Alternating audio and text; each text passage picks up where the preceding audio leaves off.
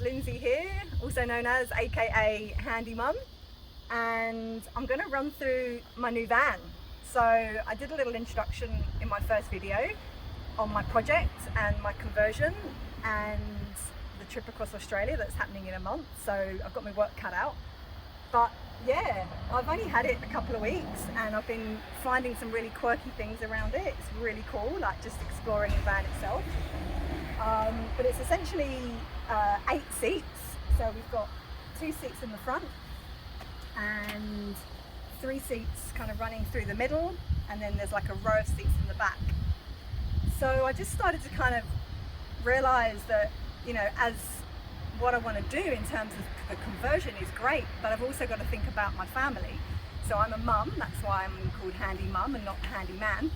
And my boy's 6 years old, so he can't ride up the front yet, hence why I bought the Nissan Elgrand.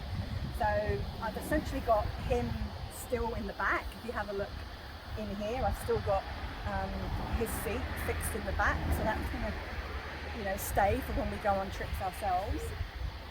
And then I wanted to kind of think about how I was going to convert the rear of the van, but still being able to keep and reinstall this front row of seats. So yeah, it's going to be a bit of a mix-up. So if you come around the back, and I'll show you what I'm going to do. And again, I'm still, you know, having some ideas. But the great thing about these 2 back seats, and you can see the difference, is that this one folds up and then they kind of fold down to make the row. They also come completely out. So I'm going to remove these back seats. I have no reason for them. My family's not that big, so they're going to be coming out straight away. And then it kind of starts to give me an understanding of how much space I'm going to have in this whole back area when I start taking my measurements. So I guess the purpose of this video is just to kind of, you know, for those of you kind of looking for advice, I've never done this before, but I've kind of got a bit of a sense of fit outs and how to build stuff. You know, first off, before you start building and taking measurements, just have a look at the space of the van and what you've got in the way of the length, the width, the height. Take some measurements and write some sketches and start getting some ideas and designs around it. So if we come around this way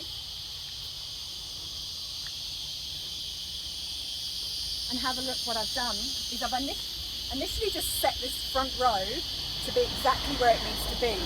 The cicadas are really loud here, so I hope you can hear me.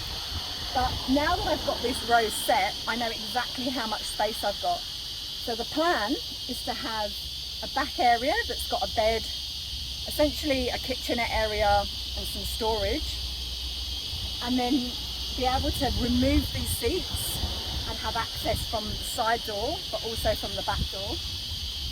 And then the further seat over the back, if you just come around a little bit further here, you can kind of see those 2 seats will be removed completely, and that will come in and out and create like a refrigerator area for me to have a refrigerator.